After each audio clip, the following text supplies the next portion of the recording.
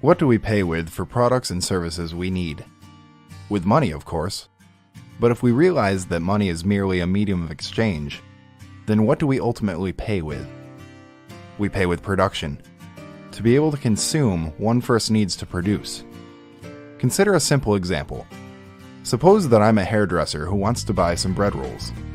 I can go to a grocery store and offer to buy the rolls in exchange for styling baker's hair. I may even be able to do that, provided that the baker wants my services. But the owner of the bakery may turn out to be bald, and thus considering my service to be worthless. This is what makes money a useful medium of exchange. I can make money by styling, say, my friend Jessica's hair, and then use the money to buy the rolls. But let us not fool ourselves. The truth of the matter is that I buy rolls with my hairdressing services. I produce my services, and this production allows me to eat the rolls.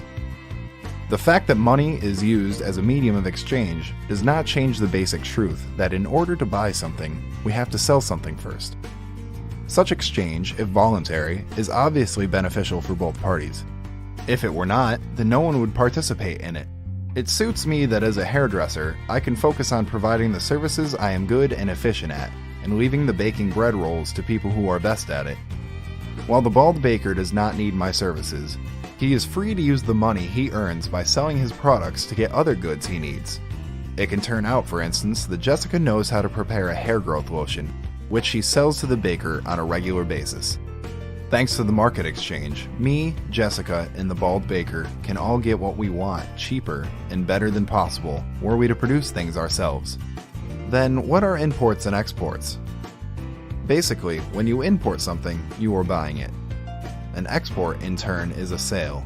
The only reason we have separate names for these transactions is because they involve individuals from different countries. The economic law, however, does not change simply because we have crossed a border. We still have to pay for consumption with production, and the voluntary exchange remains beneficial for both parties. To put it simply, we use exports to pay for imports. You probably heard a claim that exports are more important than imports. Let us go back to the hairdresser's case. What do I care most about as a hairdresser? Do I want to have more clients than bread rolls? Is production my real goal? Clearly not. I would be most happy just lying belly up on a beach having free bread rolls served to me by a waiter. My goal is to be able to consume more, not to have to produce more. Production is only a means to this end. We want to import more because it means getting all the cool stuff from abroad. Export is a necessary evil that allows us to pay for the imported goods. If we would be able to continually import without exporting, it would be better for us, but we cannot have that. With that in mind, we can now talk about protectionism. Consider this. We all know that sanctions are used to harm a country. However, many people for different reasons consider trade tariffs and restrictions, that is, imposing trade sanctions on ourselves, to be a positive thing. We will stimulate domestic demand, they say. Is this the right thinking? Let us go back to an example from a previous video. There are two countries. One is up far north, and the other is down far south. Suppose that there is no contact between them. The northerners are superb producers of spruce planks, but they want oranges as well. This is why some individuals bore huge costs to build greenhouses, thus creating just the right conditions for growing oranges. The southern country has an abundance of oranges, and they grow everywhere without any need to create special conditions for them. At some point, these two countries establish trade relations. The northern market is suddenly flooded with cheap oranges. Southern oranges, even after paying for transportation, are half as cheap and much tastier than the sour northern ones grown in greenhouses. You may think that access to cheaper oranges would benefit everyone. Well, almost everyone. Most northern orange producers will be most unhappy. Some of them will try to push for tariffs in an effort to protect domestic producers. One of them will say that 500 people employed in his company will suddenly lose their jobs. Another will argue that southern competition is unfair because southerners have more sun than northerners. Were orange producers to succeed in pushing through tariffs on southern oranges, they would gain, but all other people, including domestic consumers, would lose. After all, the only reason for importing southern oranges is that it is more profitable to grow them there. Introducing tariffs means that all consumers are subsidizing less efficient domestic producers by spending more on oranges than anything else.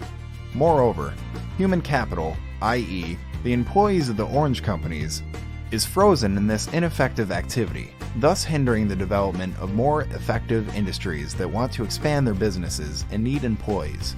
To put it simply, it wastes limited resources on unprofitable production avenues. These resources could otherwise supply both countries with much more added value. For any individual, city, province, or country, it is a blessing to be able to not spend money to produce something if it can be bought for less. True, in the absence of such a tariff, the ineffective producer will get into trouble, and he will probably have to close his business or restructure it. But the same applies on an even narrower scale. A more effective producer may appear in a city or one of its districts, thus pushing out a less effective producer out of his line of work. Which producer in his right mind cares whether he was pushed out of a market by domestic or foreign competition? None. Customers do not care about this either. They just want to get a cheaper and better product.